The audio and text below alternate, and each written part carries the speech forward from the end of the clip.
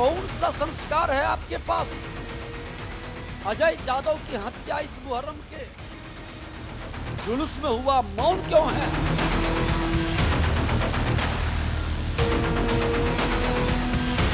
जो इस्लाम राष्ट्र बनाने की बात कर रहा था, तो जिसकी सोच और 40 देशों से इसको फंडिंग जो हो रही थी, ये बहुत महत्वपूर्ण मुद्दा है। इस गैंग के 40 अकाउंट्स में विदेशों से 100 करोड़ से अधिक की धनराशि प्राप्त हुई, जिसका इस्तेमाल धर्मांतरण के लिए किया गया।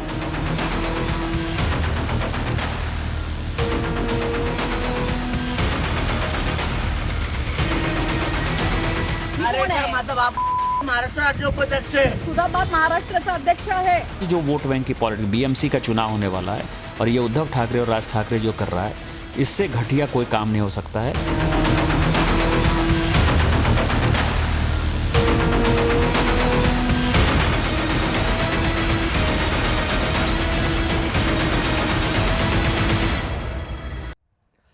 बड़ी खबर आपको बता दें, राहिल शेख जो एमएनएस के बड़े नेता हैं, उनका सुपुत्र जिसने बदतमीजी करी मराठी इन्फ्लुएंसर से, मतलब एमएनएस के एक नेता के बेटे ने जो बदतमीजी करी मराठी इन्फ्लुएंसर से, जो वीडियो भी वायरल हुआ, उस मामले में नितेश राणे की एंट्री हो गई है साहब। नितेश राणे ने हमला बोला है कि हिंदुओं को बांटने, जिहादियों को खुश करने की सुपारी ले रखी है। दरअसल ये उसका नाम राहिल शेख है, एमएनएस के बड़े नेता हैं, उसका बेटा है राहिल शेख, जिसने मराठी इन्फ्लुएंसर से बदतमीजी की है। एमएनएस नेता का बेटा नाम राहिल शेख, इसने बदतमीजी का, इस पर आरोप है इसने बदतमीजी की मराठी इन्फ्लुएंसर के साथ। पूरा विवाद सामने आया, नितेश राणे की एंट्री हो गई है कि इनका जोर जो है सिर्फ भोले वाले हिंदुओं पर चलता है और उसका नाम राहिल शेख है। ये लोग उसका वीडियो नहीं निकालेंगे, ये गरीब हिंदुओं को ही मारेंगे, उन्हीं पर ये मराठी वाला जोर इनका चलता है, मुसलमानों पर इनका जोर नहीं चलता है। ये मैं नहीं कह रहा हूं, नितेश राणे का बयान है, मैं बयान आपको सुनाऊंगा। उन्होंने कहा कि हिंदू राष्ट्र को बांटने की सुपारी ले रखी है, जिहादियों को खुश करने के लिए ये भाषाई बंटवारा हिंदुओं में करने की कोशिश, जिहादियों को खुश करने के लिए एमएनएस, उद्धव गुट, एनसीपी, ये सारे लोग मिल गए हैं मुसलमानों को खुश करने के लिए हिंदुओं को भाषा के आधार पर बांटने की। क्योंकि एमएनएस का जो ये नेता है, ये जो आपको तस्वीरों में नजर आ रहा है, ये पूरा वीडियो में आपको दिखाऊंगा। एक बार सुनाए नितेश राणे ने क्या कहा, उस बयान सुनिए, पहले आप सुनिए। देखो उसका सरनेम राहिल है, शेख है। ये लोग उसका वीडियो नहीं निकालेंगे, ये लोग सिर्फ गरीब हिंदुओं को ही मारेंगे, क्योंकि इस हिंदू राष्ट्र को बांटने का ये लोग ने सुपारी ही लिया है, जिहादियों को खुश करने का ही ये लोग ने सुपारी लिया है। क्योंकि इनके सब कोशिश, इनके ये सब हिंदुओं को बांटने के वजह से जो कुछ चल रहा है, उसके वजह से मोहम्मद अली रोड और बहरामपाड़ा में रोज शीर खुरमा की पार्टी हो रही है। एक बार वो वीडियो भी अगर हम दिखाएं, ये जो पूरा वीडियो है जिसको लेकर पूरा बवाल हुआ, क्या था क्या नहीं, राजश्री मोरे, एक बार सुनाइए। तुझा बाप महाराष्ट्राचा अध्यक्ष है। हाँ, कोण? मनसेवाले। हाँ। अच्छा, आणि तू दारू पिऊन माझ्या गाडीवर चढणार, गाडी ठोकणार? पैसे घे। अच्छा, तुम्हाला शिव्या देतोय? मॅडम एक मिनिट कुठे जा, ठाण्याला जा, जावेदचे कोण आहे विचार, आणि तो माझा बाप आहे। ओके, तर मग जावेद शेखला तुमच्या बापाने सांगितलं का गाडी माझ्यावर गाडी चढवायला? अरे तर माझा बाप महाराष्ट्र राज्य उपाध्यक्ष आहे। तुझा बाप महाराष्ट्राचा अध्यक्ष है। हाँ, कोण? मनसेवाले। हाँ। अच्छा, आणि तू दारू पिऊन माझ्या गाडीवर चढणार, गाडी ठोकणार? पैसे घे। अच्छा, तुम्हाला शिव्या देतोय? मॅडम एक मिनिट कुठे जा, ठाण्याला जा, जावेदचे कोण आहे विचार, आणि तो माझा बाप। मैं एक बार आपको समझा देता हूं पूरा विवाद क्या है। दरअसल नितेश राणे ये आरोप लगा रहे हैं कि ये भोले भाले हिंदुओं पर ही, ये मराठी ना बोलने पर उन्हीं के कान के नीचे लगाते हैं, उन्हीं पर इनका जोर चलता है, उन्हीं पर ये गुंडागर्दी दिखाते हैं। जो एमएनएस के नेता हैं, ये मुस्लिम गली, मुस्लिम इलाकों में जाकर उनसे मराठी बुलवाकर दिखाएं, ये कहा था नितेश राणे ने। उसके बाद ये वीडियो सामने आ गया जिसमें जावेद शेख हैं, जो कि एमएनएस के नेता हैं, उनके बेटे हैं राहिल शेख, एमएनएस के नेता, और ये बदतमीजी करते हुए, ये तस्वीरों में शायद इन्होंने ड्रिंक कर रखी है, ये सब अब पुलिस जांच करेगी, निकल कर आएगा सामने, और ये बदतमीजी करते नजर आए मराठी इन्फ्लुएंसर के साथ। उसको लेकर अब फिर से नितेश राणे कह रहे हैं, मतलब जो वो कह रहे थे या तो वो सही साबित हुआ, अब इसका वीडियो निकालेंगे एमएनएस के नेता। अब एमएनएस के नेता आकर राहिल शेख को लेकर क्या कहेंगे, या राहिल शेख के साथ क्या खड़े होंगे, या मराठी इन्फ्लुएंसर के साथ खड़े होंगे। खबर को समझिएगा। अब एमएनएस के नेता कहां खड़े होंगे? अब एमएनएस के नेता मराठी इन्फ्लुएंसर के साथ खड़े होंगे, या अपने मुस्लिम नेता के जो बेटे हैं उनके साथ खड़े होंगे। यही शायद नितेश राणे भी पूछ रहे हैं। बयान सुनाइए एक बार नितेश राणे का। नितेश राणे का बयान सुनाइए। देखो, उसका सरनेम राहिल है, शेख है। ये लोग उसका वीडियो नहीं निकालेंगे। ये लोग सिर्फ गरीब हिंदुओं को ही मारेंगे, क्योंकि इस हिंदू राष्ट्र को बांटने का ये लोग ने सुपारी ही लिया है। जिहादियों को खुश करने का ही ये लोग ने सुपारी लिया है, क्योंकि इनके सब कोशिश, इनके ये सब हिंदुओं को बांटने के वजह से जो कुछ चल रहा है, उसके वजह से मोहम्मद अली रोड और बहरामपाड़ा में रोज शीर खुरमा की पार्टी हो रही है। देखिए पूरी खबर क्या है, पूरा विवाद क्या है, मैं आगे आपको समझाऊंगा। बस इसको इस तरह से समझ लीजिए कि गरीब हिंदुओं, भोले भाले हिंदुओं, बेचारे हिंदुओं पर ही जोर चलता है। मुसलमान या मुस्लिम गली में जाकर एमएनएस के नेता जो है इस तरह की गुंडागर्दी करके दिखाए, जब जाते हैं तो लौटा दिया जाता है। ये मैं नहीं कह रहा हूं, ये सारे बयान दिए थे नितेश राणे ने, ये बयान दिया ही जा रहा था। इस बीच ये अलग, ये देखिए दो तस्वीरें अब आपके सामने हैं। यहां तो जोर चल रहा है, यहां तो जोर चल रहा है, लेकिन यहां देखिए एमएनएस के ही एक नेता मराठी इन्फ्लुएंसर के साथ बदतमीजी कर रहे हैं। ये उन पर आरोप है। इस मामले में कंप्लेंट भी दर्ज हुई। ये चेहरा भी आपको नजर आ रहा है, राहिल शेख। इनके जो पिता हैं जावेद शेख, वो एमएनएस के नेता हैं, और इन पर आरोप है मराठी इन्फ्लुएंसर से बदतमीजी करने का। अब यह सवाल पूछा जा रहा है, यह सवाल पूछा जा रहा है साहब, कि अब एमएनएस के नेता इस मराठी इन्फ्लुएंसर के साथ खड़े होंगे या अपने नेता के साथ। इसी को लेकर नितेश राणे का भी बयान सामने आया था। आगे बढ़ेंगे। आज की बड़ी खबर, मोहर्रम पर कैसे छिड़ा है बवंडर। जी हां, हत्या, पत्थरबाजी, कहीं मर्डर। मोहर्रम पर क्यों छिड़ा बवंडर, बात अब इसकी।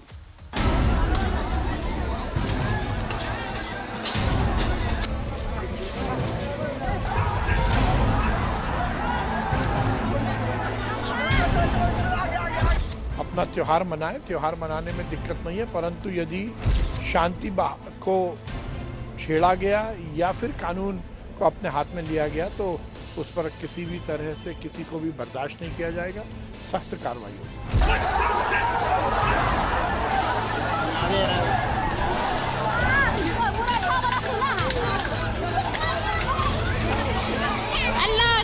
जुलूस निकालो, नमाजें पढ़ो, ईद मनाओ, कोई परेशानी नहीं है। पत्थर फेंकोगे, पुलिस पर हमला करोगे, आग लगाओगे, तो ऐसी व्यवस्था की जाएगी कि हाथ रोटी तोड़ने लायक भी नहीं बचे। नवरात्रा में मांस खाएंगे, कुंभ को आलतू फालतू कहेंगे, अत्तजिया का ढोल बजाएंगे घर के अंदर बुला के। अरे कौन सा संस्कार है आपके पास? अजय यादव की हत्या इस मुहर्रम के जुलूस में हुआ, मौन क्यों है?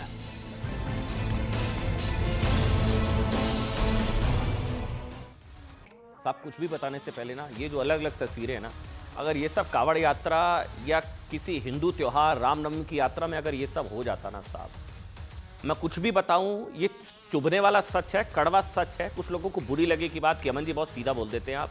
ये हत्या, हिंसा, दंगा, उत्पात, हमला, पत्थरबाजी, चाकूबाजी, आगजनी, मर्डर हो गया साहब। मोहर्रम पर मर्डर हो गया। आप छोड़ दीजिए, अभी तो ये हिंसा, दंगा, उत्पात, हमला, पुलिस वाले को चाकू मार दिया, पत्थर चल रहे हैं, मंदिरों पर हमले की खबरें आ रही है। मतलब बिहार के 38 जिलों में से 10 जिले, जो अलग अलग तस्वीरें देख रहे हैं आप, 38 जिलों में से 10 जिलों में मुहर्रम पर हिंसा की ऐसी तस्वीरें आई है ना, मतलब डराने वाली तस्वीरें, खौफनाक तस्वीरें, भयानक तस्वीरें। सिर्फ बिहार ही नहीं, ये जो अलग अलग तस्वीरें हैं ना, महाकाल की नगरी उज्जैन, महादेव महाकाल की नगरी उज्जैन में भी हिंसा का ऐसा तांडव, पत्थरबाजी देखने को मिली, जिसके बाद ये सवाल उठे कि ये हत्या, हिंसा, दंगा, उत्पात, हमला, पत्थरबाजी, चाकूबाजी, आगजनी, ये कोई बड़ी साजिश थी क्या? कोई बहुत बड़ी साजिश थी। बिहार में मर्डर हो गया, मर्डर।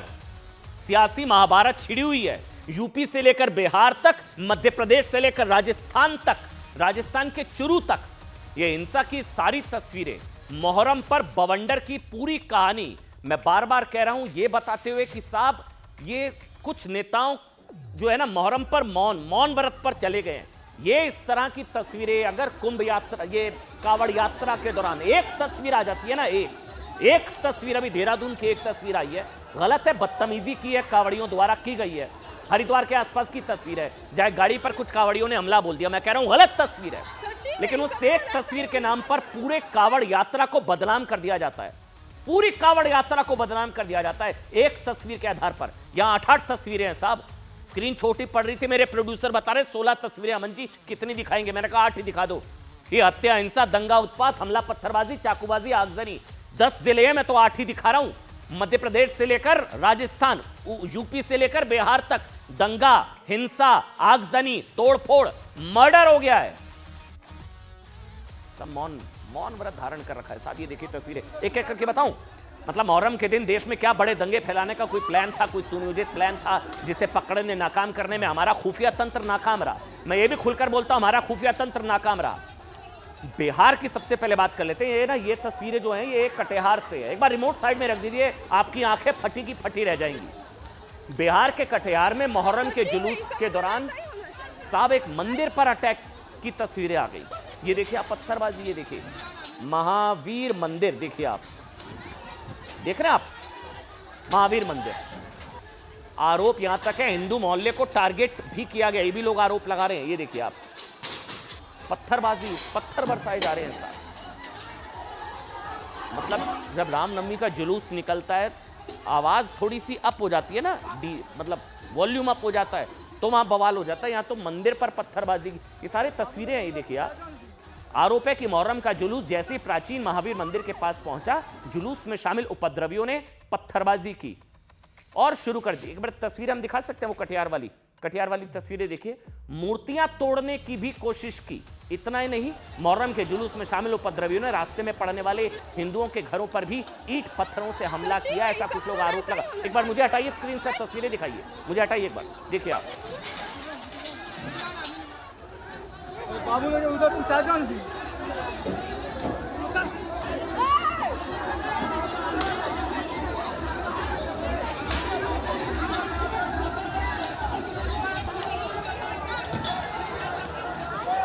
पत्थर, फिर पुलिस वहां पर पहुंची।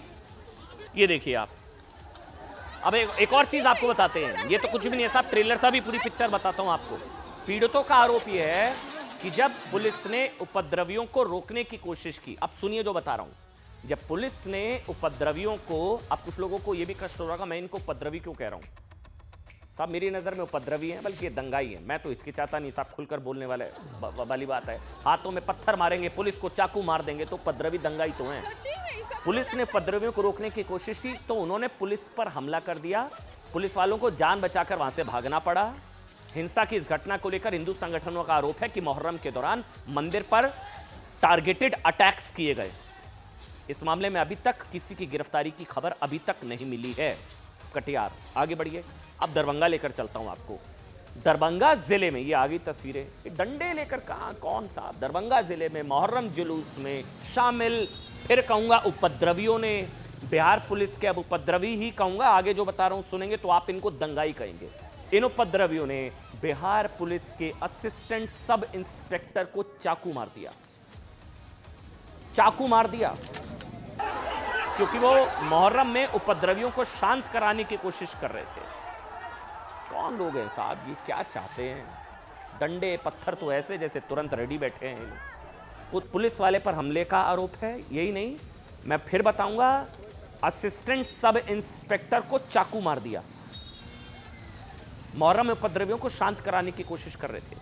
हैरानी इस बात की है कि पुलिस ने जब एएसआई को, चाकू मारने वाले उपद्रवी को, जब पुलिस ने उसको पकड़ लिया तो उपद्रवी के परिवार वालों ने विरोध में आगजनी कर दी।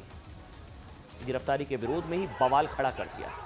ये देखिए आप, एक बार मुझे हटाइए, फिर से तस्वीरें देखिए आप। ये दरभंगा की दूसरी तस्वीर है, ये दरभंगा की तस्वीर है, देखिए आप। ये आगजनी वहां पर कर दी गई, लाठी डंडे, यहां पर एएसआई को चाकू मार दिया, यहां एक एएसआई को चाकू मार दिया गया। चलिए, दरभंगा हो गया, कटिहार, दरभंगा, ये देखिए आप तस्वीरें। मोटे मोटे पत्थर, ईंटें, झुंड।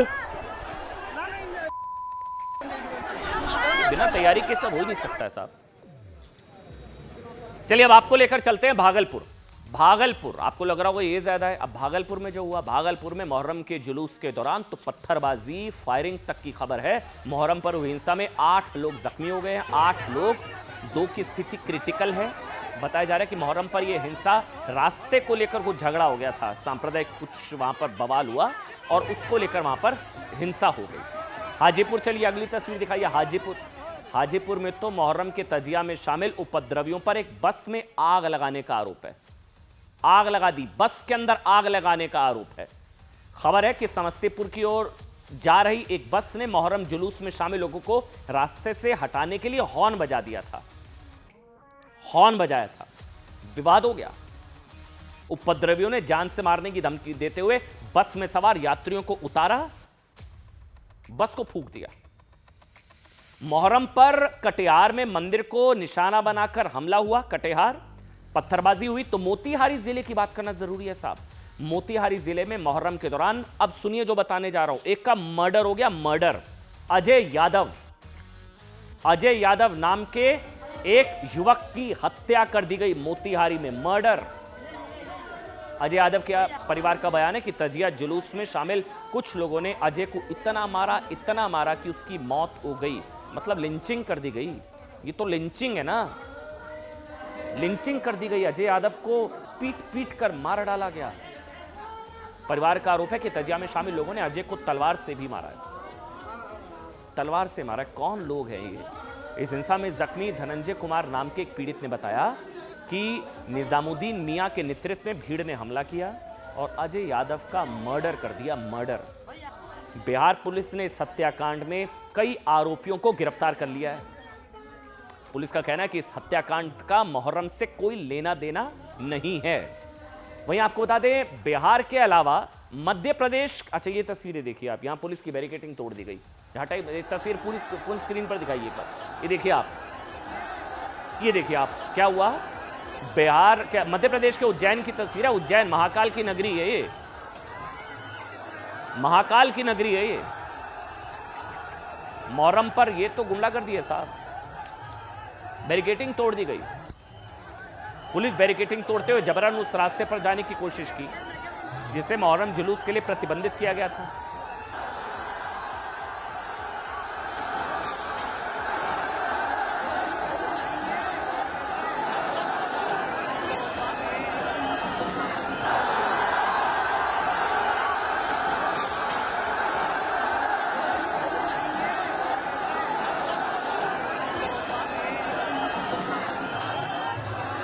फिर पुलिस ने लाठीचार्ज किया। 16 लोगों के खिलाफ एफआईआर और गिरफ्तारी की खबर है। 16 लोगों के खिलाफ एफआईआर इस उज्जैन वाले कांड को लेकर, महाकाल की नगरी में जो हिंसा का तांडव देखने को मिला। मध्य प्रदेश और बिहार के अलावा यूपी, मैं कह रहा हूं ना, UP to Bihar, Madhya Pradesh to Rajasthan, UP में भी मोहर्रम पर कई जगह विवाद हुआ। राजस्थान के चुरू में मोहर्रम के जुलूस के दौरान 17 साल के नाबालिग शाहरुख की पीट कर हत्या कर दी गई। और पश्चिम बंगाल के मालदा में भी मोहर्रम के जुलूस के दौरान हिंसा जैसी स्थिति बन गई। लेकिन मोहर्रम पर देश के मुकाबले इस बार, मैं बार बार कह रहा हूं, सबसे ज्यादा हिंसा बिहार में हुई। बिहार के 10 जिले जले। 25, मतलब आप समझ लीजिए, अगर 40-38 में से 10 जिले अगर जले हैं तो 25% जिलों में मोहर्रम पर हिंसा हुई। मोहर्रम पर हत्या, हिंसा, दंगा, उत्पात, हमला, पत्थरबाजी, चाकूबाजी से लेकर आगजनी सब कुछ हुआ। इसलिए सवाल है कि मोहर्रम पर हिंसा क्या तुष्टीकरण की राजनीति का नतीजा है या फिर यह धार्मिक ध्रुवीकरण का उत्पात है? दोनों तरफ से बात कर रहा हूं। ये अगर पोलराइज करने की कोशिश है, क्या दोनों तरफ से यह धार्मिक ध्रुवीकरण का उत्पात है या फिर बिहार में कुछ लोग कहते हैं जो डेमोग्राफी बदली है ना, उसके भी कुछ नतीजे हो सकते हैं, कुछ जनसांख्यिकी असंतुलन जो पिछले कुछ सालों में, कुछ आंकड़े भी दिए जाते हैं साहब कि 2001 के जनगणना के मुताबिक बिहार में जो आबादी, मुस्लिम आबादी 1,37,00,000 थी, 2011 के मुताबिक, अच्छा वो आंकड़े आ जाएंगे, 1,75,00,000, फिर 2023 में वो 2,31,00,000 तक पहुंच गई। ये लगभग 23% की बढ़ोतरी हो गई।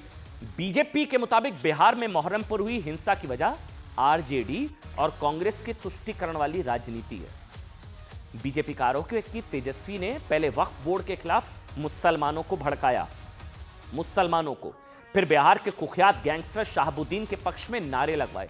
बीजेपी ने इसको तेजस्वी के शहाबुद्दीन जिंदाबाद वाले नारे से जोड़ दिया कि वहां मुसलमानों को भड़काया। नतीजा यह देखने को मिला, जिसके बाद दंगाइयों और उपद्रवियों ने मुहर्रम के जुलूस की आड़ में हिंदू समाज पर हमले शुरू कर दिए। बीजेपी के इस आरोप का फैक्ट यह है कि आरजेडी के स्थापना दिवस यानी कि 5 जुलाई को तेजस्वी ने शहाबुद्दीन ही नहीं, ये गैंगस्टर शहाबुद्दीन जिंदाबाद ही नहीं, कई आपराधिक मामलों के आरोपी और कई मामलों में चार्जशीटेड मोहम्मद तस्लीमुद्दीन के लिए भी जिंदाबाद के नारे लगवाए थे। इसलिए बीजेपी को कहने का मौका मिल गया, इन सब के पीछे तेजस्वी का वो शहाबुद्दीन जिंदाबाद है। वहां मुसलमानों को भड़काया। तेजस्वी ने ऐसा मुस्लिम तुष्टीकरण के लिए किया, सुनिए। शहाबुद्दीन जी अमर रहे, तस्लीमुद्दीन जी अमर रहे, शहाबुद्दीन जी अमर रहे, तस्लीमुद्दीन जी अमर रहे। उधर आपको बता दें, मुहर्रम जुलूस में एएसआई को जो चाकू मारा गया उसको लेकर भी बवाल छिड़ चुका है और इसी को लेकर पॉलिटिक्स छिड़ चुकी है। लेकिन इस पूरे प्रकरण को लेकर पॉलिटिक्स से इतर इस वीडियो को लेकर जबरदस्त बवाल है।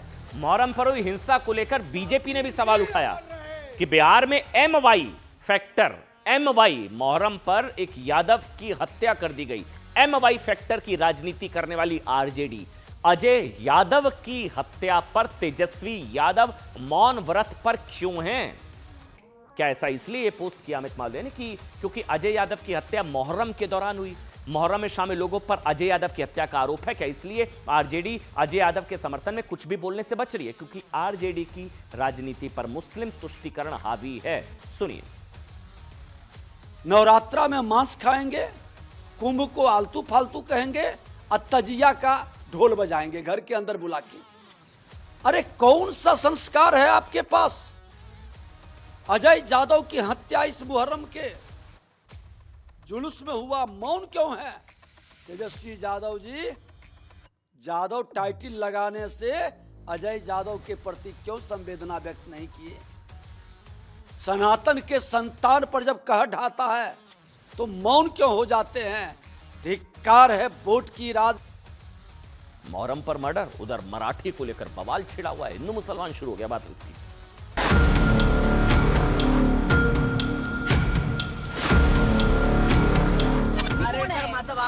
महाराष्ट्र राज्य उपाध्यक्ष आहे. तुझा बाप महाराष्ट्राचा अध्यक्ष आहे. कोण? मनसेवाले. अच्छा, आणि तू दारू पिऊन माझ्या गाडीवर चढणार, गाडी ठोकणार, पैसे घे.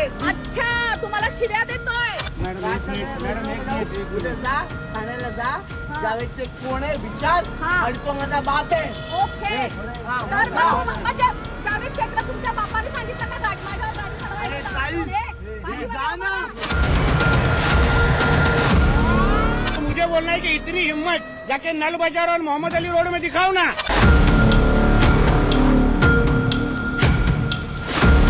और यदि उनमें हिम्मत है, जो मैंने आपको कहा है, यदि उनमें हिम्मत है तो बगल में जो है माहिम इलाके में चले जाएं और माहिम की दरगाह के सामने जो है किसी हिंदी भाषी और उर्दू भाषी को पीट कर दिखा दें।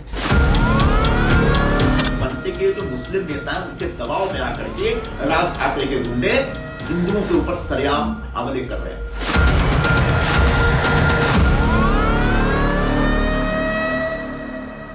सीधा सा मतलब समझिए, मराठी अस्मिता बहाना, हिंदू निशाना, ये आरोप लगा रहे नीतीश राणे। मतलब ये मराठी अस्मिता बहाना है, एक वर्ग को खुश करना है और हिंदू निशाना है। क्या मराठी अस्मिता पर गुंडागर्दी करने वालों का जोर मुस्लिम बस्तियों, मुस्लिम कॉलोनियों में नहीं चलता? यह सवाल पूछा नीतीश राणे ने। और एक अब यह नया वीडियो आ गया इन सवालों के बीच, जिसमें मराठी अस्मिता के नाम पर गुंडागर्दी करने वाली, गुंडागर्दी खुला गुंडागर्दी है, जो थप्पड़ पर मारते हैं लोग, बदतमीजी करते हैं, गुंडागर्दी करने वाली एमएनएस यानी कि महाराष्ट्र नवनिर्माण सेना का एक और सच सामने ला दिया। ये वीडियो है। इस वीडियो में आप देख सकते हैं कि मराठी स्वाभिमान की रक्षा के नाम पर मारपीट करने वालों का असली चेहरा क्या है। एक मराठी इन्फ्लुएंसर से बदतमीजी करता हुआ एमएनएस नेता का बेटा कैमरे में कैद हुआ। लेकिन क्या एमएनएस के नेता अब अपने नेता के खिलाफ, अपने नेता के बेटे के खिलाफ बोलेंगे? शायद नहीं बोलेंगे, या बोलेंगे, ये सवाल नीतीश राणे, क्योंकि इसका नाम राहिल शेख है। इस वीडियो में आपको जो व्यक्ति जो है, दूसरी तरफ आप देखेंगे तो महिला है, ये मराठी इन्फ्लुएंसर है, इनसे जो बदतमीजी करता हुआ व्यक्ति है जिस पर आरोप है, ये अधनंगा नशे में धुत एक महिला से अभद्रता करते हुए दिखाई दे रहा है ना, उसका नाम है राहिल शेख। बताया जा रहा है कि इसके पिता का नाम जावेद शेख है। अब जावेद शेख कौन है जो मराठी इन्फ्लुएंसर, जिसका बेटा मराठी इन्फ्लुएंसर से बदतमीजी के जिस पर आरोप है, जो एमएनएस राज ठाकरे का करीबी बताया जाता है, वो एमएनएस का नेता है। इनके पिताजी एमएनएस के नेता। इस वीडियो में राहिल शेख एक मराठी महिला से गाली गलौज, पैसा ले ले, पैसे का लालच, अपने पिता की धौंस दे रहा है। मराठी इन्फ्लुएंसर से अगर यही कोई यूपी बिहार का निकलता ये और एमएनएस से जुड़ा ना होता और मराठी इन्फ्लुएंसर से इस तरह की हरकत कर रहा होता, तो आज सोचिए एमएनएस वाले इसका क्या हाल करते। एक बार को कल्पना कीजिए, कोई यूपी बिहार से बाहर से आया हुआ, बाहर मतलब सारा देश अपना है, लेकिन दूसरे स्टेट से आया हुआ महाराष्ट्र में कोई शख्स मराठी इन्फ्लुएंसर से दारू वारू पी के इस तरह से अगर पंगे लेता या इस तरह से बदतमीजी करता, तो एमएनएस के नेता इसका क्या हाल करते। या ये इसका नाम राहिल शेख ना होकर किसी और धर्म से होता तो एमएनएस के नेता इसका क्या हाल करते। ये अपने पिता की धौंस दे रहा था कि मेरे पिताजी जो एमएनएस से हैं, अभद्रता कर रहा था। इस महिला का नाम, जो मराठी इन्फ्लुएंसर है, उनका नाम है राजश्री मोरे, एक सोशल मीडिया इन्फ्लुएंसर है। और वीडियो कल रात का है जब एमएनएस समर्थक राहिल शेख ने मराठी मानुष राजश्री की गाड़ी को टक्कर मार दी। राजश्री ने इसकी शिकायत की तो मराठी अस्मिता की रक्षा का कथित सिपाही मराठी बोलने वाली महिला से बदतमीजी करने लगा। ये देखिए आप, मैं सुनाऊंगा वीडियो भी, 1 मिनट रुकिए बस, 30 सेकंड और। राजश्री मोरे के मुताबिक राहिल शेख ने उसे गाली देते हुए कहा कि उसके पिता एमएनएस के उपाध्यक्ष हैं।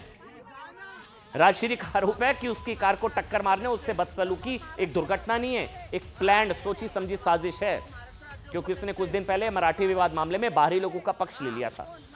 राजश्री ने क्या कहा था कि लोगों पर जबरन मराठी, इन महिला ने जो मराठी इन्फ्लुएंसर है, इन्होंने कहा था कि लोगों पर जबरन मराठी थोपने की बजाय मेहनत करने के लिए प्रेरित उन्हें करना चाहिए। साथ ही राजश्री ने कहा था कि अगर प्रवासी मुंबई छोड़ देंगे तो मराठी समुदाय की हालत और खराब हो सकती है। अब अपने पर हुए इस हमले को राजश्री इसी बयान से जोड़कर देख रही हैं कि इसलिए एमएनएस के इस गुंडे ने मेरे पर हमला किया। ये मैं नहीं कह रहा हूं, ये राजश्री जी ने कहा, प्री प्लान मेरे पर अटैक हुआ। सुनिए।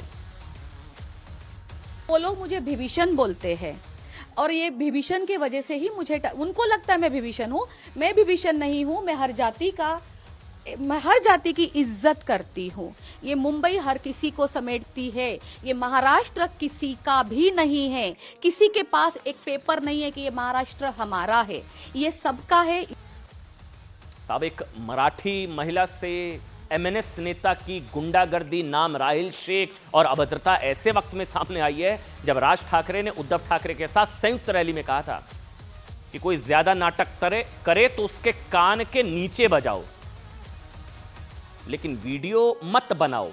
इस शर्मनाक घटना को लेकर राज ठाकरे का क्या रुख है साहब, हम भी पूछ रहे हैं कि राज ठाकरे इस मराठी महिला के साथ हैं या राहिल शेख जो उन्हीं की पार्टी के नेता के सुपुत्र हैं उनके साथ हैं। आप समझ सकते हैं कि अभी तक ना तो उनकी ओर से ऐसा कोई बयान आया है जिसमें राहिल शेख की ओर से एक मराठी महिला से कथित अभद्रता को गलत बताया गया हो, ना ही एमएनएस ने कोई बयान जारी करके राहिल शेख और उसके परिवार से दूरी बनाई है। शायद इसलिए शिवसेना शिंदे गुट के नेता Sanjay Nirupam video social media पर पोस्ट करते हुए सवाल उठाया, ये वीडियो, कि क्या इन्हीं मुसलमानों के दबाव में एमएनएस वाले हिंदुओं पर हमले कर रहे हैं। मराठी पर हिंदू मुसलमान हो गया कि मुसलमानों पर जोर नहीं चलता है मराठी के नाम पर गुंडागर्दी करने वालों का, हिंदुओं पर हमले करते हैं और उनको खुश करने के लिए हिंदू पर हमले कर रहे हैं। मराठी बहाना, हिंदू निशाना।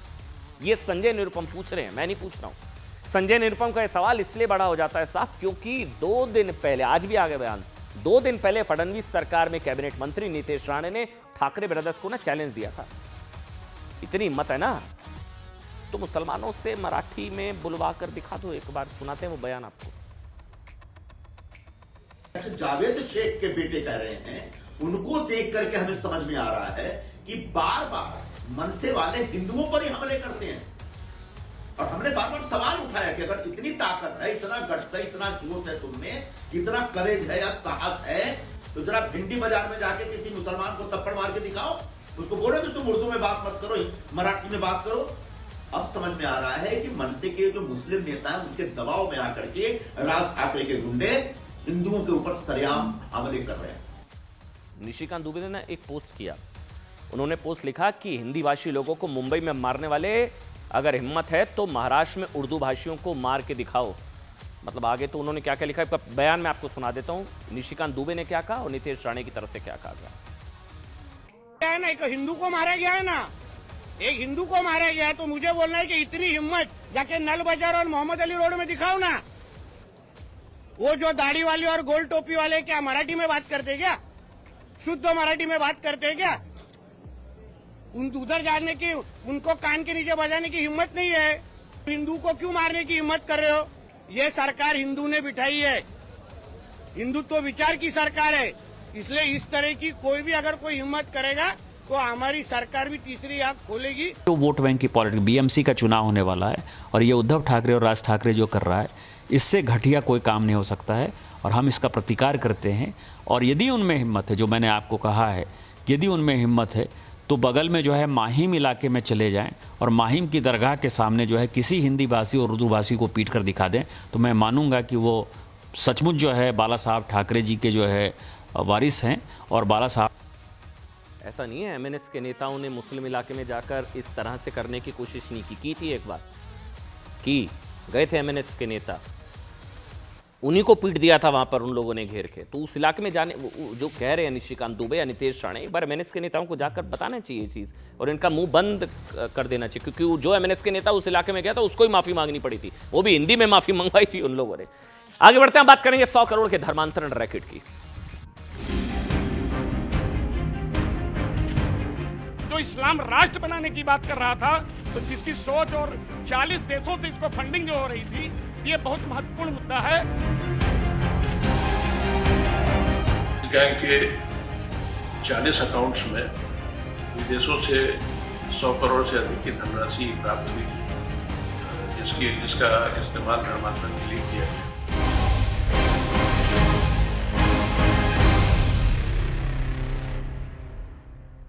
दिखाइए, चलिए सबसे पहले आपको तस्वीरें दिखाते हैं। जिस शख्स को अब आप थोड़ी देर में टीवी स्क्रीन पर देखेंगे, ये शख्स, ये देश भर में चल रहे धर्मांतरण का धंधा करने वाले अब तक के सबसे बड़े गिरोह का मास्टरमाइंड है।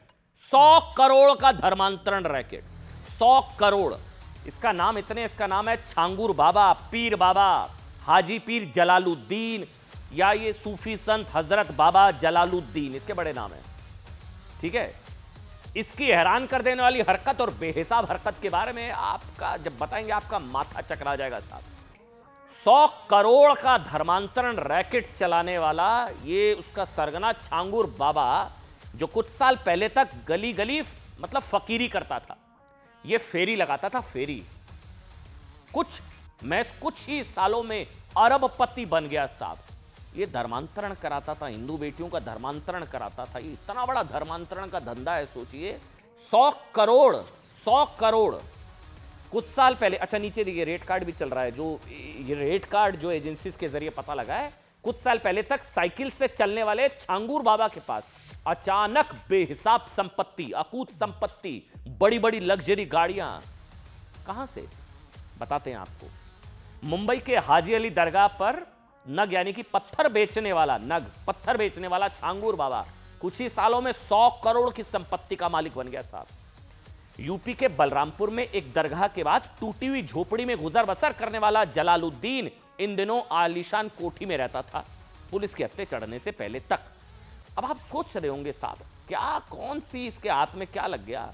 कंगाल से मालामाल होने वाला छांगुर बाबा के हाथ ऐसी कौन सी जादू की छड़ी लग गई जिसने इसे रातों रात अरबपति बना दिया? तो अब हम आपको वो राज बताने जा रहे हैं, बहुत ध्यान से सुनिएगा। बहुत खतरनाक है, बहुत खतरनाक। धर्मांतरण के गंदे धंधे में कितना कूत पैसा है, ये छांगुर बाबा का बैंक अकाउंट देखकर पता चलता है। छांगुर बाबा हिंदू बेटियों के धर्म परिवर्तन कराने का एक सुनियोजित रैकेट चलाता था। इसको एक एक बेटी का धर्मांतरण कराने के 15-15 लाख रुपए विदेशों में बैठे लोग देते थे। मतलब आप सोचकर देखिए कि विदेशों में बैठे कुछ लोग भारत में धर्मांतरण के लिए लाखों करोड़ों रुपए खर्च कर रहे हैं। एक बेटी का धर्मांतरण, उसका अलग रेट कार्ड है, 10-10 लाख, 15-15 लाख। हिंदू लड़कियों को किस तरह से टारगेट किया जाता था? छांगुर बाबा ने हिंदू लड़कियों की जाति का बाकायदा रेट कार्ड बनवाया हुआ था, जिसमें हर जाति की लड़की का रेट फिक्स था। मतलब अगर ऊंची जाति की लड़कियों का धर्म परिवर्तन कराने का ज्यादा पैसा दिया जाता था, नीचे रेट कार्ड चल रहा है, इसने बनाया हुआ। और निचली जाति की लड़कियों का अगर आप धर्मांतरण कोई करा देता है, उसको पैसा वो भी लाखों में है, छोटा मोटा पैसा नहीं। मसलन इसका जो रेट कार्ड है कि राजपूत और ब्राह्मण हिंदू बेटियों के धर्मांतरण का रेट कार्ड ये देता था 15-16 लाख रुपया। इसको सोचिए कितना मिलता था विदेशों से, ये देता था, इसका रेट कार्ड था 15-16 लाख रुपए कि कोई हिंदू बेटी को या डराकर धमकाकर, अलग अलग डराया, धमकाया, लालच दिया, फंसाया, कुछ भी ट्रैप करके, साम दाम दंड भेद, मतलब किसी भी तरह से ये झांगुर बाबा उसको 15-16 लाख रुपए एक हिंदू बेटी का धर्मांतरण का देता था। शर्त वो हिंदू बेटी राजपूत और ब्राह्मण होनी चाहिए। रेट कार्ड सिख समुदाय की हिंदू बच्चियों के धर्मांतरण का रेट भी इस झांगुर बाबा ने 15-16 लाख रुपए रखा हुआ था। इतना पैसा मिल रहा था धर्मांतरण, ये सबसे बड़ा धर्मांतरण रैकेट अब तक बचाया जा रहा है। जबकि पिछड़ी जातियों की बच्चियों का रेट कार्ड इसने रखा था 10 से 12 लाख रुपए।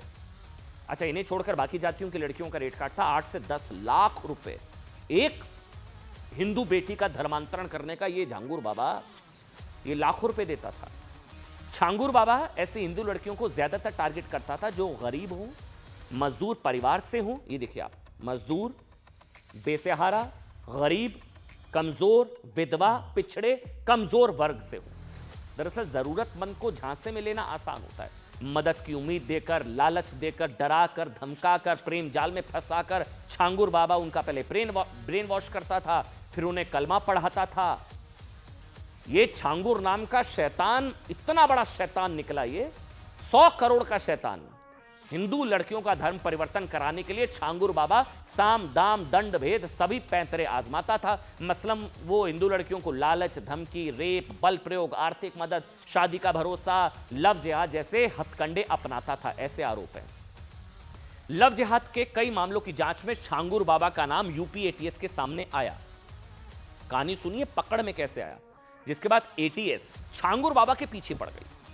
पैसे के लालच में झांगुर बाबा के एजेंट हिंदू बच्चियों को प्रेम जाल में फंसाकर झांगुर बाबा के दरगाह ले जाते थे, जहां उनका ब्रेन वॉश करते झांगुर बाबा हिंदू लड़कियों का, हिंदू बच्चियों का धर्मांतरण कराता था।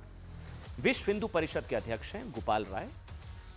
उन्होंने दावा किया है कि झांगुर बाबा ने अब तक 5000 लोगों का धर्मांतरण कराया है। 5000, इतना बड़ा रैकेट सामने आया। 100 करोड़ की फंडिंग हो रही थी साहब इसको, मतलब जिन्हें उनका संगठन फिर से घर वापसी कराने में जुटा हुआ है। 5000 लोगों का इन्होंने कराया धर्मांतरण।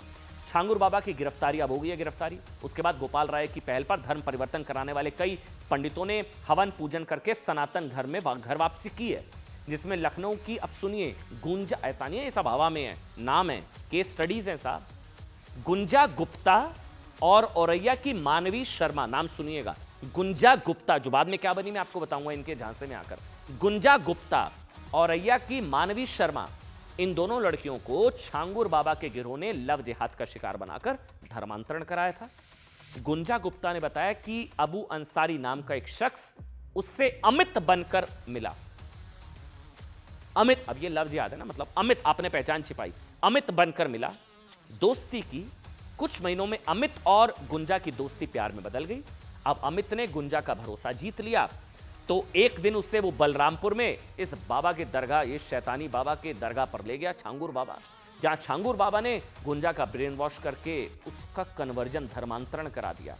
अब उसका लाखों रुपए मिल गए। किसको? अमित, जो अमित बन के आया था, उसे तो लाखों रुपए मिल गए। उसे नया नाम दे दिया, अलीना अंसारी। अलीना अंसारी। इसके अलावा एक मालती नाम की महिला ने जब धर्म परिवर्तन से इंकार कर दिया तो उस पर फर्जी मुकदमा दर्ज करा दिया गया, यानी कि डरा के, धमका के, नहीं माने तो फर्जी मुकदमा, और पुलिस उसे परेशान भी करने लगी। 3 पीड़ितों की आप बीती सुनिए। मैं पॉलिटिक्स की बात नहीं कर रहा हूं यहां पर, कौन क्या कह रहा है क्या नहीं, पुलिस के अपने दावे हो सकते हैं, लेकिन पीड़ितों की आप बीती वो तो सच होगी। सुनाइए। मैंने अपना इंट्रोडक्शन अमित नाम से कराया था, जिसका असली नाम अबू आमिर अंसारी अमित है, सन ऑफ अबू हुरैरा अंसारी। और ये एक गैंग से जुड़े हुए हैं जो कि झांगुर पीर बाबा नाम का गैंग है, जिनसे मेरी एक बार मुलाकात हुई है। बाकी लखनऊ में मेरी फ़ोन पे कई बार बात कराई गई है, जिनके द्वारा धर्मांतरण का काम बड़े पैमाने पे किया जा रहा है। और ये आज से नहीं, ये काफ़ी टाइम से किया जा रहा है। आपका धर्मांतरण कैसे हुआ? निकाह आपने किया था? निकाह हुआ था, वो भी धोखाधड़ी फ्रॉड करके कराया गया था, क्योंकि अरबी में सब बोला जा रहा था, मुझे अरबी नहीं आती है, तो फ्रॉड करके ही वो कराया गया था। फिर उसके बाद में इनका उद्देश्य ये है कि हिंदू लड़की को फंसाना। उनका कहना है एक काफिर से निकाह करना एक हज का सवाब है, और हमारे यहाँ 3 तलाक ये सब होता है, तो उसके बाद हम लोग छोड़ देते हैं। अगर हमारे हिसाब से वो नहीं चलेगी, हमारे धर्म का प्रचार प्रसार नहीं करेगी, तो उसके हिसाब से हम लोग उसको या तो जान से मार देते हैं या तो उसको भगा देते हैं। 2024 में उसने कहा बाबा कानपुर आए, चलो उनसे मिल लो चल के। फिर हम उसके साथ कानपुर चले गए। वो मुझे फतेहपुर मस्जिद में ले गया। उसने मेरा ज़बरदस्ती निकाह कराया फतेहपुर मस्जिद में, और मेरा नाम छांगुर पीर बाबा ने वीडियो कॉल पे जैनब रखा था। छांगुर बाबा के लड़के महबूब नबीन हमारे साथ गलत काम किए हैं। हम देखिए, ये इनामी छांगुर बाबा की तलाश में यूपी एटीएस को पिछले साल से इसकी तलाश थी। जब अगस्त के महीने में एटीएस ने लखनऊ के गोमती नगर थाने में 11 आरोपियों के खिलाफ केस दर्ज किया, धर्मांतरण केस की जांच शुरू की, तब बलरामपुर के अतरौला में मधुपुर गांव के रहने वाले पीर बाबा नाम से मशहूर जलालुद्दीन छांगुर बाबा का नाम धर्मांतरण गिरोह के सरगना के तौर पर सामने आया था। लेकिन ये रैकेट इतना बड़ा ये नहीं अंदाजा था। 100 करोड़ 15-15 लाख करीब 3 महीने पहले एटीएस ने छांगुर बाबा के बेटे महबूब और उसके अहम सहयोगी नवीन उर्फ जमालुद्दीन को गिरफ्तार किया था। लेकिन ये छांगुर बाबा और नवीन की पत्नी नीतू तभी से फरार चल रही थी। पिछले 3 महीने यानी कि 16 अप्रैल छांगुर बाबा और नीतू लखनऊ के होटल स्टार रूम्स के कमरा नंबर 104 में छिपे थे। वहां से पकड़ में आ गए। एटीएस ने पकड़ लिया, गिरफ्तार कर लिया। वैसे इनकी गिरफ्तारी के बाद एटीएस ने जो चौंकाने वाले खुलासे किए हैं वो भी सुनिए। एटीएस ने दावा किया कि छांगुर बाबा और नीतू के बैंक खातों में 106 करोड़ रुपए की ट्रांजैक्शन मिली है। 106 करोड़। एटीएस को शक है कि छांगुर बाबा को धर्मांतरण के लिए विदेशी फंडिंग मिलती थी, इसलिए इतनी बड़ी विदेशी फंडिंग की जांच के लिए अब इस केस में ईडी की भी एंट्री हो चुकी है। पता चला है कि फर्जी दस्तावेजों के जरिए छांगुर बाबा ने 40 से ज्यादा कागजी संस्थाएं बनाई थी। इन सभी 40 संस्थाओं के नाम से अलग अलग बैंक खाते थे। 106 करोड़ 100 करोड़ का धर्मांतरण धंधा। छोड़ा सा ब्रेक, तुरंत हाजिर होंगे।